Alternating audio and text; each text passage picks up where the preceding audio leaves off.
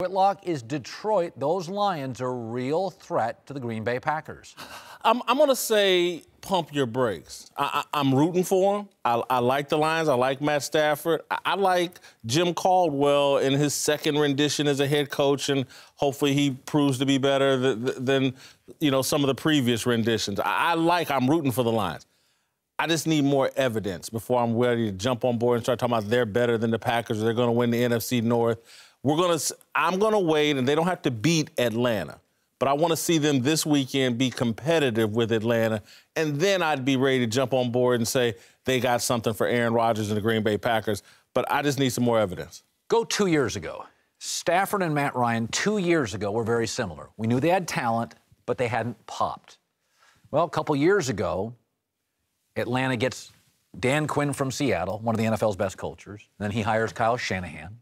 They got the New England guy, Dimitroff's the GM. So you bring it in, all of a sudden, Matt Ryan pops.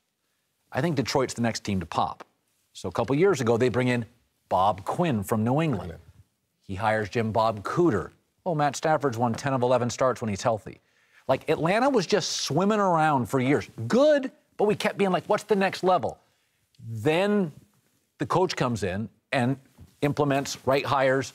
I think Detroit's about ready to pop. Only little pushback I'll give is Atlanta also brought some running backs with them. I still don't see the running backs yet for Detroit. Well, I think with Matt Stafford, he's the game changer. I don't think he gets enough credit for the team he plays on, the stuff he's done. I mean, last night, you saw they were able to run the football. I mean, you talk about the New York Giants as having such a great defense up front. The Lions ran the ball on them. I'd say pretty accurately. I mean, Stafford made some good calls at the line of scrimmage. I mean, he threw some great passes, and I still think that as a player, we don't talk about him enough. I look at Green Bay with Aaron Rodgers, for sure, the best player on that football team. Without Aaron Rodgers, what is Green Bay? Nothing. But if you take Matt Stafford away from Detroit... What are they? What are they? They're the same thing. So they're tit for tat. Yeah, but good quarterbacks, that's why it's so important. You got to have that position.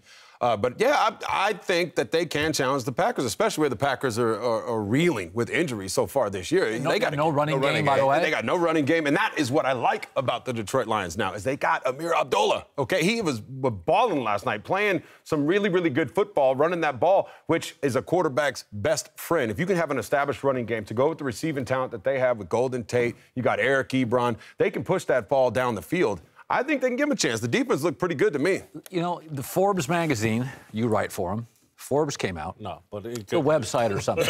Or is that Wall Street Journal? One of those magazines with a lot of money. They listed the value of every NFL franchise. Now listen to this. The lowest is Buffalo. Second lowest value in the league is Detroit. Now think about it. It's a major city. Why? It's a dysfunctional organization. It's not well run. Stafford is Aaron Rodgers. You did say Detroit. I mean, well, no, but let's be honest. It is the automotive. I'm talking about the city's not well run. Right, the city, Detroit, the city. Well, that affects the value. I would just say this. They have a fairly new stadium. It's the automotive capital. They have bounced back to some degree the economy. It tells you the dysfunction. So, we look at Green Bay, and, well, you take out Aaron, there's not a lot there. Interim running back, no pass rusher.